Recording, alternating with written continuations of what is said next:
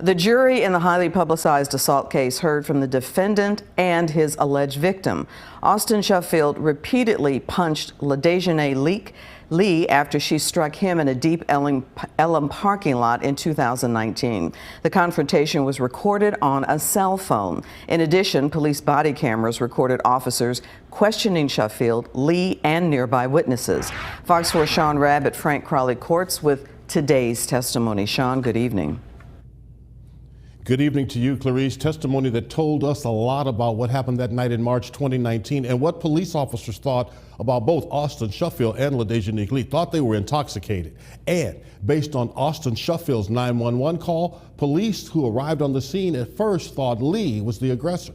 We know that was not the case. She was facing the wrong way down this one. Yeah. And then what happened after that? Austin Sheffield tells his story to then Corporal, now Sergeant Fallon Daniels. The conversation recorded on her body camera. She was basically halfway between lanes, and I couldn't get by this kid on her right here, so I honked at her, got out the vehicle, and went to go talk to her. She was all angry from the get-go. Who hit on who first? She did. She hit me right here first. Sheffield had a small cut over his right eye. A witness told police parts of the story Sheffield didn't mention.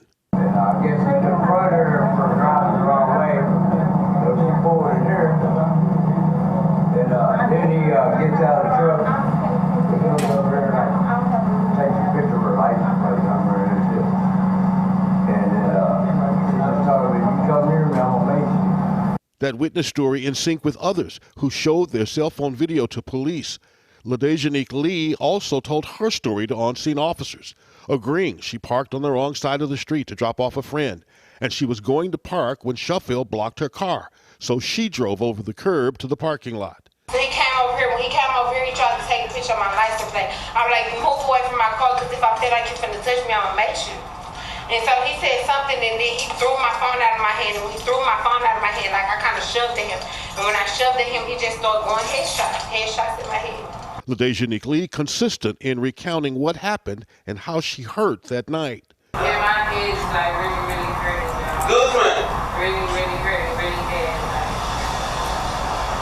Like, I got a concussion. But never said anything about Sheffield having a gun, and neither did witnesses. You think that's the response of someone who sees someone holding this in an argument, is to talk about the car going the wrong way?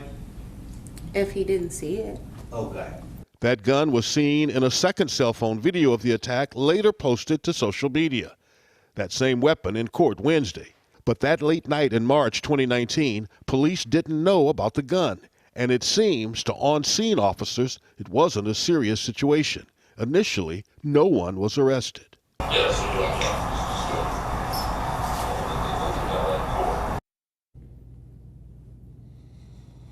So those on-scene officers that night calling it a misdemeanor, saying let them settle it in court. Of course, as we know, charges were enhanced to felony later. But listen, Sheffield never told police he had a gun, never told police he produced that gun. It was only found when the vehicle was inventoried before it was being towed away because all the windows were broken out. Had police known he had a gun at that time and pulled it, they tell us in court today they would have arrested him for aggravated assault. That did not happen. No one mentioned the gun, and this is significant. The gun is one of the elements necessary for this aggravated assault deadly weapon, but no one mentioned it, so we'll have to see how jurors handle that in the coming days. Testimony starts again tomorrow morning, 8:30.